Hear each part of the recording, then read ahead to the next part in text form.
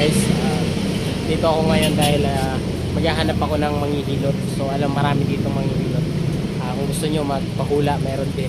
So ay maghahanap ako ng manghihilot dito.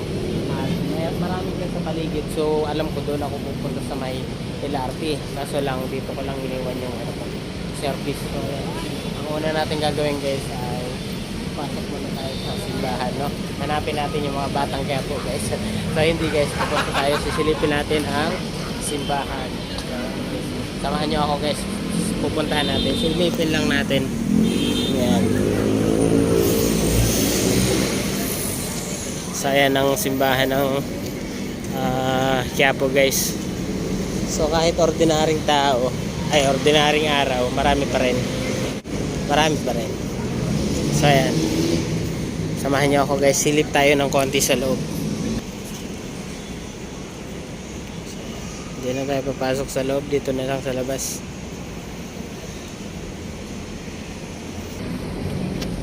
So ayan, dahil nasilip na natin sa loob, mag-iikot na ako. Gahanap na ako ng manghihilot. So ayan guys, samahan nyo ako guys dito sa Quiapo. So let's go. Ayan guys, sa mga gustong magpahilot, dito lang yan sa Quiapo. Ayan o, sa may Avenida, dito sa ilalim ng LRT. So ayan, marami sila dito. Yan sa nasa gilid lang. Ayan, kung gusto nyo, pwede na kayo dito.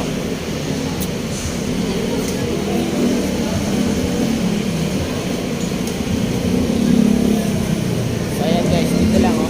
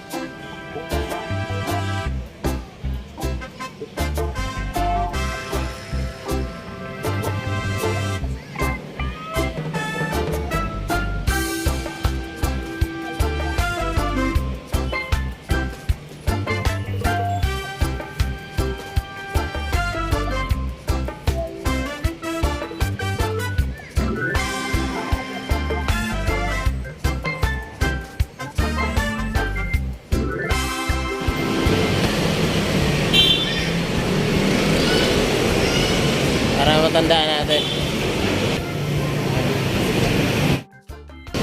So ayan, sa mga gusto magpahilot, nandito lang ang may hilot dito sa may ilalim.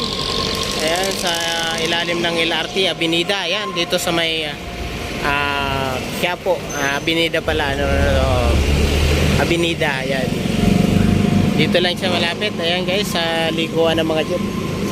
So marami sila dito nanghihilot. Ayan. Ayan lang dito sila sa may ayan o. So ano pang hinihintay nyo? Hilot na dito.